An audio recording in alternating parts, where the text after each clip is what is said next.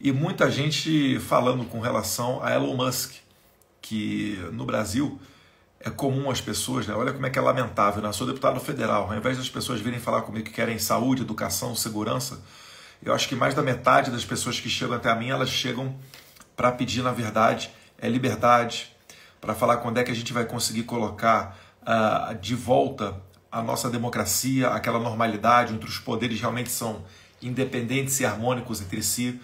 Então, antes que a gente possa começar a discutir uma política saudável, né, de país desenvolvido, a gente tem que dar um passo atrás e cuidar dessa base.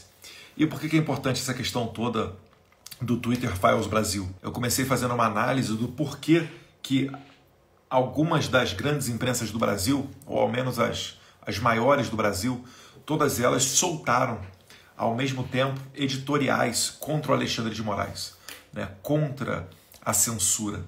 Se eles fazem isso de maneira simultânea, é porque isso daí saiu de maneira organizada. Quer dizer, eles se reuniram, debateram e decidiram seguir por essa linha editorial. Isso daí significa que eles já estão conseguindo prever lá na frente, ou melhor, ali na frente, que vai dar problema tudo isso que está acontecendo nos Estados Unidos. O preço, o custo Alexandre de Moraes vai ficar muito alto para a elite brasileira continuar sustentando, continuar posando de democratas, continuar dando palestra no exterior, sendo que ninguém vai acreditar nessa narrativa. Então a realidade ela vai se impor de tal maneira, de fora para dentro, dos Estados Unidos para cá, que vai ficar impossível você não reconhecer isso. Vocês imaginam o que seria, né? Eu acho, minha opinião, né? Cenas dos próximos capítulos. Dia 7 ou 8 de maio, o Elon Musk vai depor lá no Congresso americano, tá? Inclusive, pretendo estar presente lá para acompanhar isso daí bem de perto, né? Não só o Elon Musk, vai ter mais gente. O Partido Republicano vai indicar 4 pessoas para serem ouvidas e o Partido Democrata, que é a esquerda, vai indicar 2. Vamos ver quem é que eles vão indicar. Pelo menos isso daí é o tradicional ali dentro do Capitólio. Capitólio é o nome do Congresso americano. Então, nessa oportunidade, o Elon Musk ele vai apresentar documentos, né? Mais pessoas vão poder fazer memorandos, escritos. Isso daí vai entrar dentro do Congresso brasileiro com força de prova, vai virar documento oficial. Vale lembrar que nos Estados Unidos, mentir, né, configura o crime de perjúrio, que é muito grave. Não é igual aqui no Brasil, né, que quem é policial ou advogado sabe que mentir no Brasil num tribunal, isso é prática de autodefesa, bizarro, né? Lá nos Estados Unidos não, país sério, mentir dá problema. Então tudo isso que vai ser documentado nessa audiência. Então, como eu falei, a gente está vendo só a ponta do iceberg. Com esses documentos, eu creio até que o Elon Musk vai fornecer por completo todos os e-mails, ou pelo menos será aberto todos os e-mails que foram trocados com o TSE, com o STF. Isso vai dar ensejo a novos fatos. E eu acho muito difícil que, ao menos, se não o Brasil sofrendo uma sanção, ao menos a gente não possa ver alguma ação jurídica na pessoa física do Alexandre de Moraes. O que pode ser isso? Primeiro, eu acho que ele vai ser intimado para se defender. Depois do que o Elon Musk falar, das arbitrariedades que vão vir à tona, que todo mundo sabe quais são, né? Mas o Elon Musk vai provar através de documentos. Eu acho que ele vai jogar os e-mails todos no ventilador aí. Isso daí vai ensejar, né, uma defesa por parte do Alexandre de Moraes. E aí a gente vai ver se o Alexandre de Moraes ele vai se defender ou se ele vai deixar esse processo lá no Congresso americano correr a revelia. Correr a revelia é correr sem defesa. Porque o Alexandre de Moraes ele pode ser ministro do Supremo Tribunal aqui. Lá nos Estados Unidos, ele é um estrangeiro comum, igual a mim, igual a você, né? E aí vale a máxima, né, do pau que dá em Chico, também dá em Francisco. Lá ele não vai poder ter como se esconder atrás do Supremo Tribunal Federal, atrás da sua toga. E aí a gente vai ver qual vai ser a postura dele. Bem, se ele se defender e ainda assim, né, sofrer alguma sanção, ou ainda que ele não se defenda e o processo corra a revelia, existem um leque de medidas que podem acontecer contra ele, né? Isso aí pode virar um processo, provavelmente, né, judicial dentro de alguma corte. ele pode perder visto americano, outras sanções que são colocadas nesses pontos, nesses casos, né? Congelamento de conta bancária, e isso daí, se o establishment brasileiro, se a elite de Brasília quiser comprar a briga, isso pode evoluir para uma sanção contra todo o Brasil. Eles fizeram isso recentemente no Irã. O Irã começou a censurar algumas empresas americanas. Eles rapidamente colocaram sanções em cima do governo iraniano. Isso prejudicou a vida de muitas empresas iranianas que comercializam com os Estados Unidos. Bem, com o Brasil eu não preciso nem dizer, né? Os Estados Unidos é o nosso segundo maior parceiro comercial, atualmente só perde para a China, né? Depois dos primeiros governos Lula, ou que os Estados Unidos, que sempre foi nosso principal parceiro comercial, deixou de ser, agora é a China. Esse tom, Estados Unidos e Irã, pode ser utilizado como parâmetro para Estados Unidos e Brasil. Até porque muitas dessas coisas de censura, esses fatos relativos à censura que estão ocorrendo no nosso país, não acontecem sequer na Venezuela. Tá? Venezuela, vale lembrar, tem dezenas de bilhões de dólares do Maduro e os seus amigos congelados lá nos Estados Unidos. Então a gente está falando de uma gama de possibilidades. Isso tudo vai depender muito de como vai se comportar o governo brasileiro e o Estado brasileiro. O problema, no Irã, rapidamente o governo americano, né, se movimentou para sancionar. No Brasil, a gente está sofrendo tudo isso daí de censura, pelo menos desde quando o Elon Musk comprou o Twitter para cá e virou a Rede X, né, o antigo Twitter, atual Rede X, ou em inglês Rede X. De outubro para cá, a gente está falando de cerca de 2 anos que o governo Biden tapa os olhos para isso. 2 anos que ocorreu uma parceria da Meta com o TSE. E aí começa a vir o tema da Meta, né? Se o Twitter do Elon Musk está reclamando de ordens ilegais, porque o Alexandre de Moraes ele não seguiu o devido processo legal que oportuniza aos perfis exercerem ampla defesa através do contraditório. Vou traduzir para vocês. A nossa Constituição ela prevê o seguinte: para você e também, né, por consequência, o marco legal, do marco civil da internet. Quando você quer bloquear alguém, o que tem que ser feito? O juiz, né, ele tem que dar a ordem para que aquela pessoa seja bloqueada.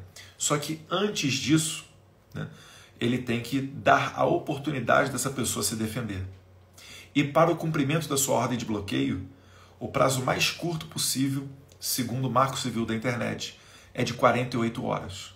Então vamos lá, você cometeu algum crime na internet, está vendendo drogas lá na rede social. O que tem que acontecer? O juiz tem que te notificar para você apresentar defesa, porque talvez você não esteja vendendo droga, talvez você esteja cometendo uma irregularidade farmacêutica, uma irregularidade administrativa, ou talvez aquilo que você esteja vendendo nem droga seja, né? Segundo a portaria da Anvisa, pode ser que seja um produto para o tratamento de alguma doença, enfim. E antes de 48 horas ele não pode bloquear a tua conta. Quando você é notificado, aí você sabe, você está sendo acusado desse crime aqui. Você constitui advogado, o seu advogado prepara a sua defesa e ele fala por você para te defender juridicamente dentro desse processo. Isso é o devido processo legal. Mas voltando ao nosso caso, o que o Alexandre de Moraes estava fazendo? Ele estava expedindo ordem para bloquear as contas sem que elas soubessem que a ordem estava vindo do Alexandre de Moraes. E o Alexandre de Moraes não dava 48 horas, ele dava apenas 2 horas para que a plataforma de rede social bloqueasse aquele perfil. E se não bloqueassem, eram multas exageradas, né? Eram multas de 100 mil reais por dia, 20 mil dólares por dia. Então, se passasse 2 horas, a rede social não tivesse bloqueado lá o perfil do Paulo Figueiredo, por exemplo, multa de 20 mil dólares. No dia seguinte, continuou sem bloquear, mais 20 mil dólares. E a rede social nem poderia dizer para o seu usuário que essa ordem estava vindo do Alexandre de Moraes. Então, isso tudo daí, o Elon Musk, ele deve apresentar as provas dia 7 ou 8 de maio, tá? No Congresso americano. Eu acredito que o The Epoch Times, né? Fala-se The Epoch com CH, Times, Eu acho que eles devem fazer uma tradução simultânea dessa audiência. Vamos ver se isso daí realmente vai se configurar. Mas olha a importância disso. Então, se o Elon Musk provar isso tudo mesmo, ele vai estar provando que o Alexandre de Moraes violou o devido processo legal. E que, como a pessoa era bloqueada e não sabia o motivo pelo qual ela está sendo bloqueada, como é que ela faz para se defender? Consegue compreender? E a empresa americana, pela lei americana, quando ela presta serviço em outro país, quando ela vem para o Brasil prestar serviço, ela tem que seguir a lei brasileira. Ela não tem que seguir o Alexandre de Moraes. Ela tem que seguir a lei brasileira.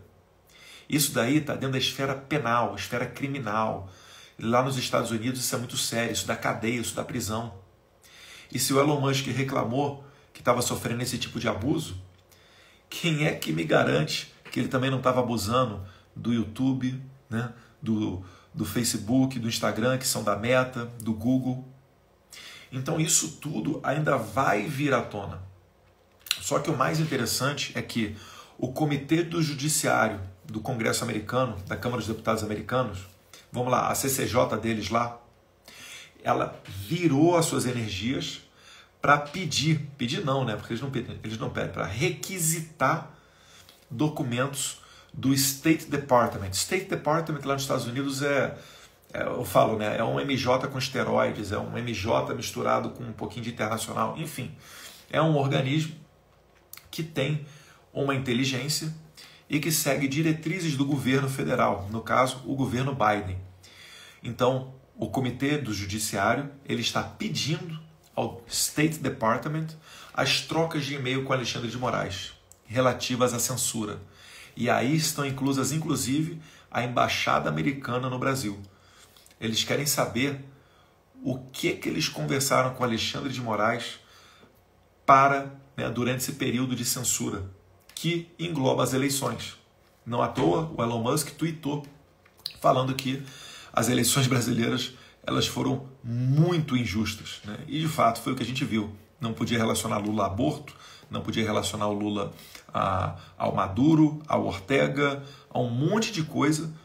O Bolsonaro não podia usar as imagens de 7 de setembro, as maiores manifestações da história do Brasil em favor de um político. Não podia usar o seu discurso muito bom lá na Embaixada da Inglaterra, quando ele foi para a Inglaterra para o funeral da Rainha Elizabeth. Não podia usar as imagens dos seus discursos na ONU, sendo que Lula e Dilma já usaram para suas reeleições, nas suas propagandas. Bolsonaro não podia sequer fazer transmissão ao vivo a partir da sua casa. É algo bizarro. É até difícil quando a gente vai explicar isso aí para um estrangeiro. Mas, pois bem, isso tudo foi o ambiente que certamente o Elon Musk também olhando, ele falou, tweetou, falando que as eleições brasileiras elas foram muito desequilibradas, para ser aqui muito educado, né? Então esse é o cenário e vai ter uma evolução, gente. Vai ter uma evolução dessa história do Elon Musk, isso não vai acabar, tá? A gente está só nos primeiros capítulos.